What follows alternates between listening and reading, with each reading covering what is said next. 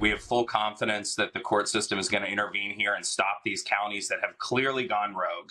You know, you have 62, 63 counties doing it the right way. We have a handful of counties, all controlled by Democrats, doing it the wrong way. And we're going to hold them accountable. Once again, Democrats doing exactly what they always accused Donald Trump of doing, defying a court order. Democratic officials are simply saying, we're going to disregard the Supreme Court order and we're going to count these ballots. The Department of Justice should investigate these Democrats immediately. So Republicans taking on Democrat officials in a few Pennsylvania counties who are flouting the law to count disqualified ballots, all as the state begins a costly recount for a contested Senate race. Oh, welcome back as we enter hour 2 of America Reports. I'm Sandra Smith in New York. Good to be with you, John. It ain't over yet, Sandra. I'm John Roberts in Washington. The Associated Press called the race for Republican Senate-elect Dave McCormick. Chuck Schumer invited him to Washington for orientation, but Democratic Senator Bob Casey has refused to concede. And now taxpayers are on the hook for at least $1 million to have every ballot that was eligible recounted and a few that apparently weren't eligible. All right, well, the new Senate Majority Leader John Thune weighing in on X, writing, quote, "This is a blatant attempt by the Democrats to violate the rule of law and undermine the electoral process. For over a week, it has been clear that Dave McCormick won the election. Senator Casey needs to concede." We've got Fox Team coverage for you. James Freeman is here and will join us with his reaction in moments. But we begin with Alexis McAdams. She is live in our New York City newsroom. Alexis? John, Sandra, well, most people at home that are watching thought this thing wrapped up days ago, but Democrats on some election boards are breaking the law, and they're admitting it, to overturn the results in this Senate race in Pennsylvania, counting ballots that do not have the required signatures or the right dates, but say, hey, people break the law all the time. Watch. Not going to second that, mostly because I think we all know that precedent by a court doesn't matter anymore in this country, and people violate laws anytime they want. So for me, if I violate this law, it's because I want a court to pay attention to it. And there is nothing more important than counting votes. Okay, and people are paying attention now, so she got her goal. This comes days after the race was called for Republican Senator-elect Dave McCormick after he beat out incumbent Democratic Senator Bob Casey. But Casey still will not concede. So now this week, the race is heading for a recount, and it is costly. We're talking about at least $1 million for taxpayers here for the recount. Senate Majority Leader-elect John Thune of South Dakota is calling on Casey to concede, as Democratic Senator John Fetterman says he thinks his counterpart will do the right thing. But right now, the RNC and McCormick's team are doing everything they can to make this right, suing at least 4 PA counties. Not going to second that, mostly because I think we all know that precedent by a court doesn't matter anymore in this country, and people violate laws anytime they want. So for me, if I violate this law, it's because I want a court to pay attention to it. And there is nothing more important than counting votes.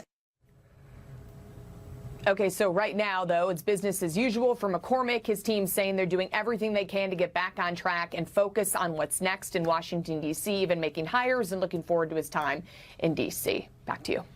What a mess. Alexis McAdams for us. Alexis, thank you. Sandra? All right, James Freeman is an assistant editor for the Wall Street Journal editorial page and a Fox News contributor. Your reaction, sir? It's amazing. It's breathtaking. Just open defiance of the law, not even trying to make a legal argument, just saying we don't have to follow the law because we don't feel like it. And as your viewers can probably guess, this isn't sort of some obscure old provision of law. This is very clear in state law. You have to sign and date the mailed ballot. It's also very clear when you go to the Commonwealth of Pennsylvania website. Here are the rules. It tells voters what you have to do. And so for people in Bucks County, commissioners, officials in Bucks County and elsewhere, it's an outrage. And we're not hearing much, sadly, from state officials in Pennsylvania. This would be a moment for Governor Josh Shapiro, who has given the impression that he's one of the more sensible, reasonable, moderate Democrats, was opposed by the left wing to show that he's not a partisan hack, and I don't think we're hearing much from him. It really is incredible. This is the Washington Post editorial board on the PA recount. Democrats thumb their nose at the rule of law in Pennsylvania. Elections need rules, and they must be applied equally and consistently. Here's RNC Chair Whatley earlier this morning on the recount. We actually have legal filings by the Bob Casey campaign filed by Mark Elias where they have called on votes that are cast by individuals who are not registered to vote to be counted. They have taken every step that they can to try and engineer votes that would overturn this margin. All right, so here we go. We'll watch that and see where that goes next. Meanwhile, there is continued reaction over this moment and this revelation this morning. James, watch. Joe and I went to Mar-a-Lago to meet personally with President-elect Trump.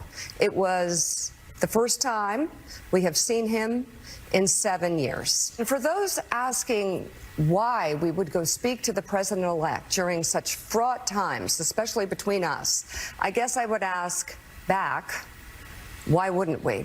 We're here to report on him and to hopefully provide you insights that are going to better equip all of us in understanding these deeply unsettling times. Why wouldn't we? Because this is a man about which you said these things just recently.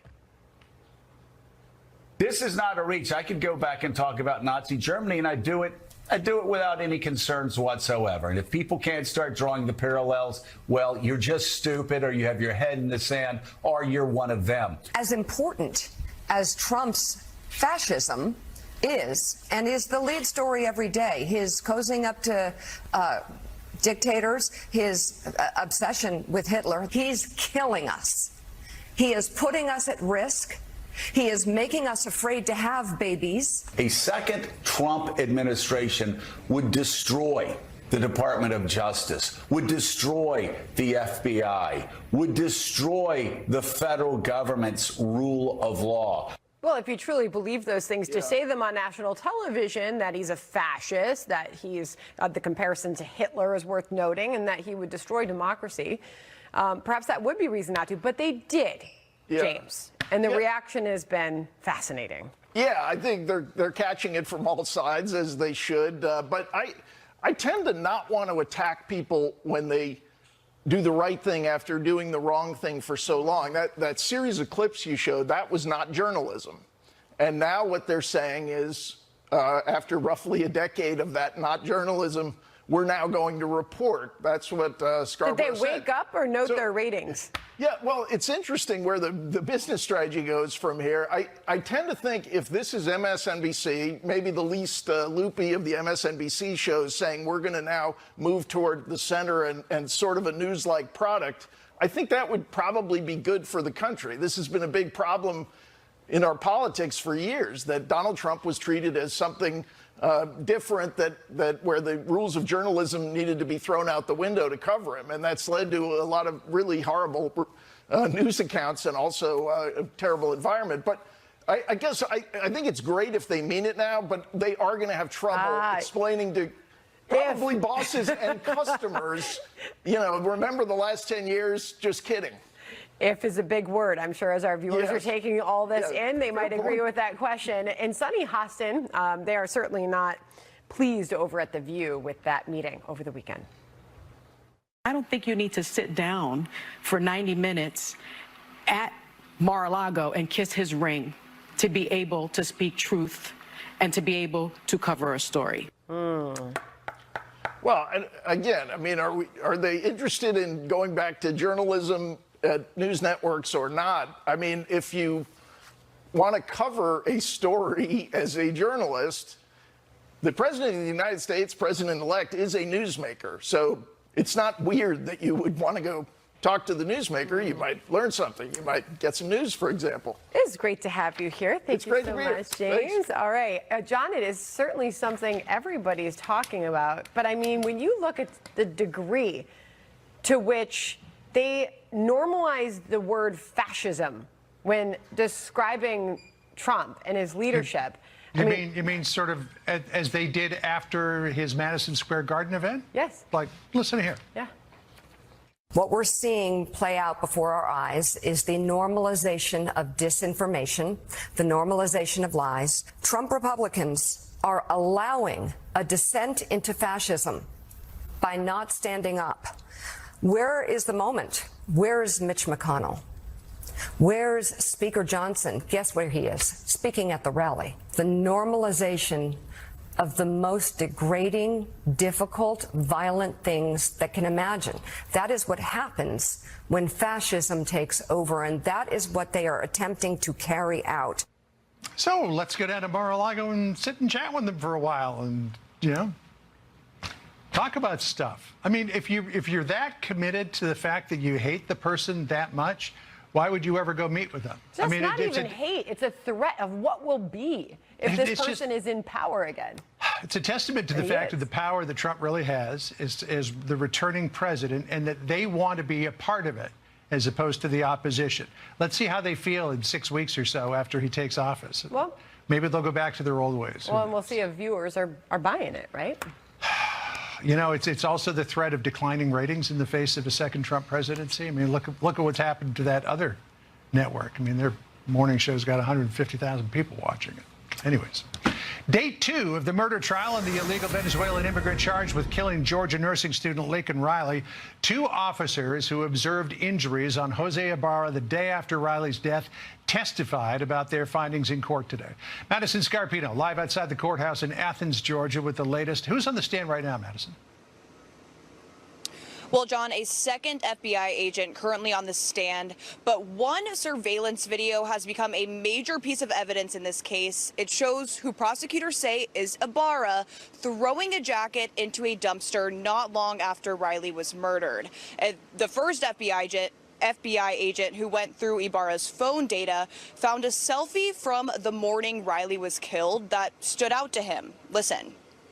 It depicts Mr. Ibarra wearing a navy blue jacket that is consistent in appearance with the jacket that was discarded after the murder, as well as you can see the black brim with an Adidas logo to a hat underneath it, which is consistent with the hat that's observed in the surveillance footage when Mr. Ibarra discards the jacket after the murder.